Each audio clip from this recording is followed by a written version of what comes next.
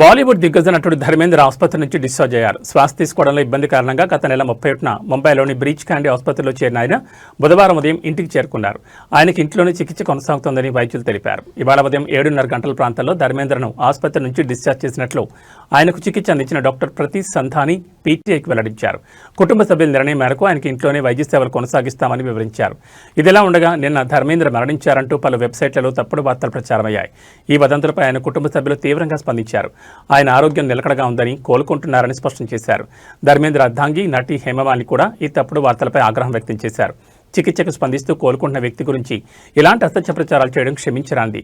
ఇది చాలా బాధ్యతారాహిత్యం. దయచేసి కుటుంబ గోప్యతను గౌరవించండి అని ఆమె సోషల్ మీడియాలో పేర్కొన్నారు.